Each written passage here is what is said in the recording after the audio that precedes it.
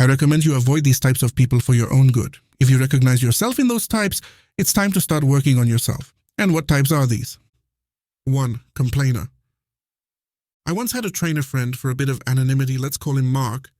When Mark and I returned from training, sometimes driving for a few hours, he would grumble all the way. He literally wouldn't shut up unless he was on his lunch break.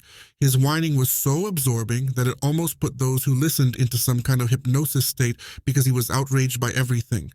Because the contractor paid little, because another contractor was not upholding the terms of agreement, and because for some technical reason his accountant made some errors in tax documents, and now he has to pay additional overdue interest.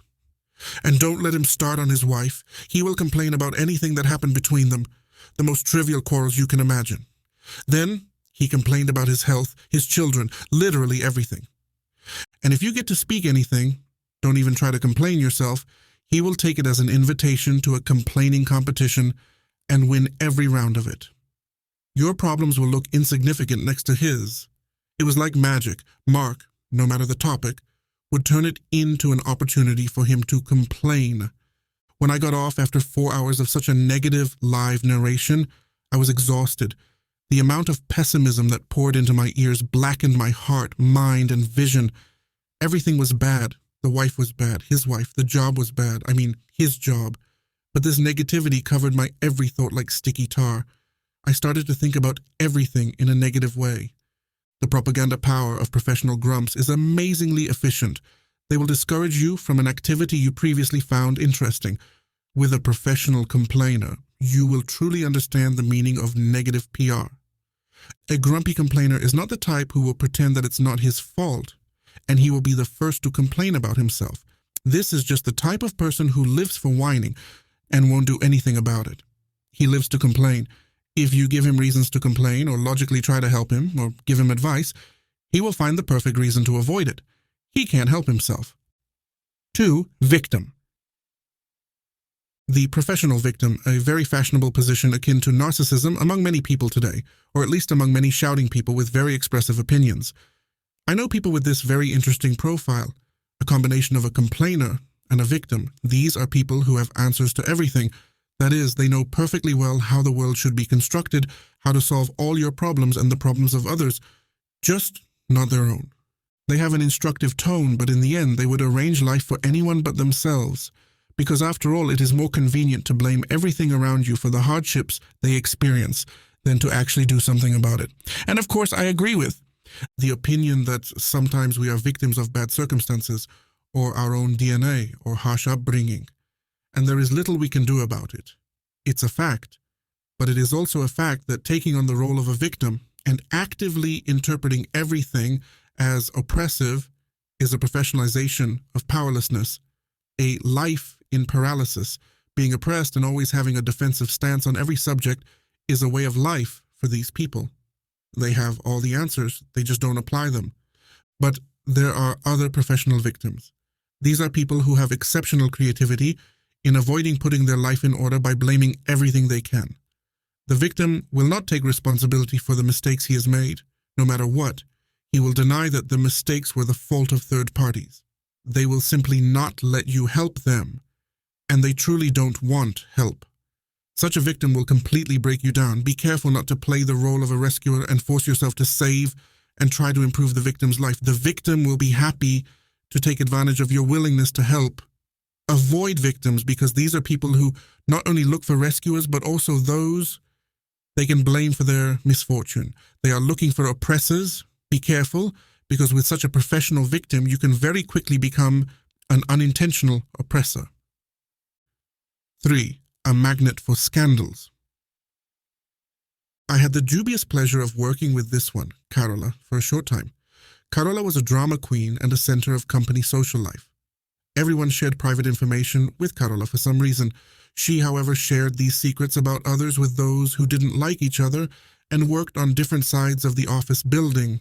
What's more, apparently everyone liked Carola on the surface because she had her way. She also had at least one or several small dramas and scandals with almost everyone. And yet, Carola was at the center of social life. It was simply amazing how small disagreements in her stories grew into terrible scandals. She could gossip in a very engaging way. She had small, private, compromising info on everyone, like real politicians or spies. And still, it was hard not to listen to her. She also perfectly empathized with the situations of her interlocutors, had great empathy, and was always on your side when you were around. What she told behind your back was another story. Avoid such people. They will draw you into these social games even if you do not express interest. It may turn out that some gossip will be spread about you.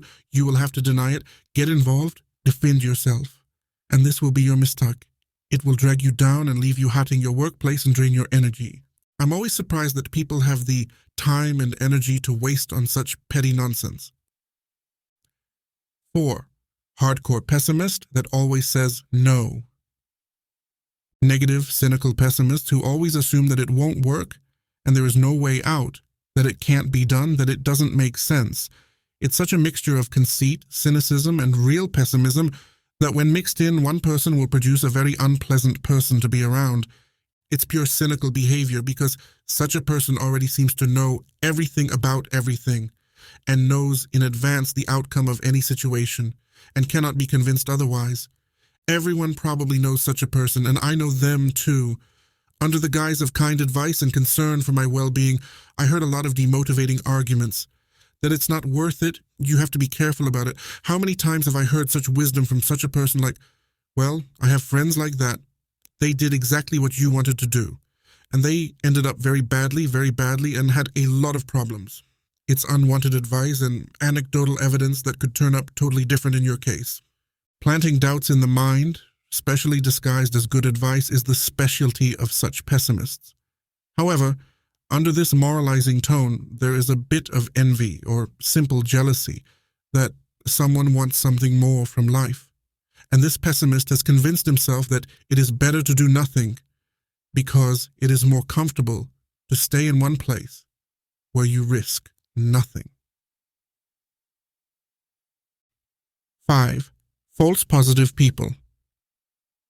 These are just the opposite of negative ones.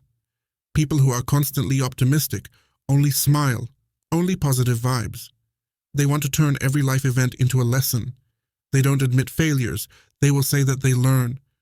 Their solution to every problem is to stop worrying and think positive. Such people often downplay the scale of problems, and you can easily recognize them by the characteristic phrase, all you have to do is.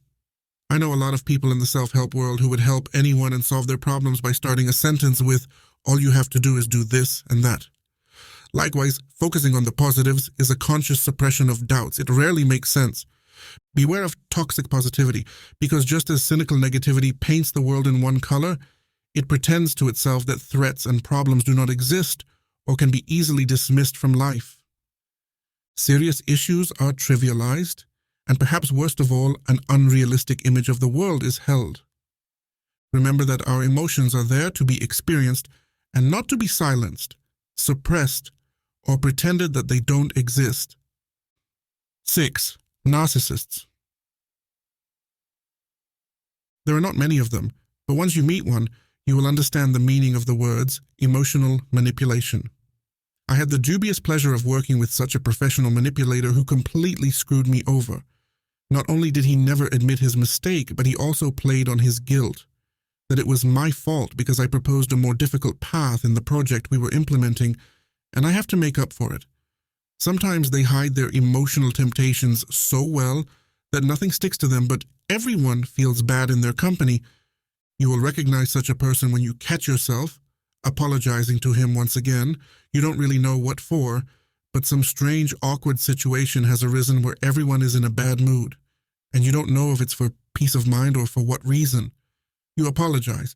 You certainly don't feel guilty, but you do apologize. And you often doubt your memory when dealing with such a person because it turns out that it's not what you remember, that it was definitely different, and that someone definitely didn't say what you're sure they said, but you can't be sure because no one recorded the meetings.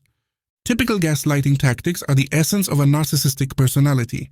I think the crowning sign of a narcissist in the workplace is the desire to record meetings, because the way you conduct confrontations and conflicts with such narcissistic people is always to brainwash you and convince you of a reality that is different from what you remember.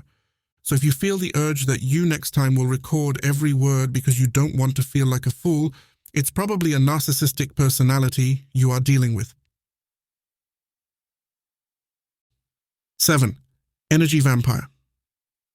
I even made a film about vampires and about narcissists as well, but vampires need to be reminded each of the previous types will definitely drain some of your energy.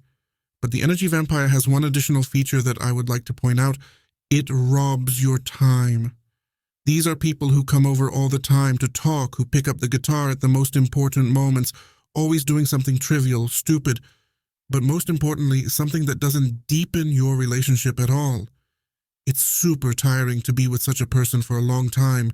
You are constantly being accosted, you are constantly invited to talk, or you have an unfinished conversation that this person drags on for hours. Each of the above types sucks a lot of energy, but the most time is wasted by people who have an absolutely terrible sense of time and tact. They do not take into account that you have things to do.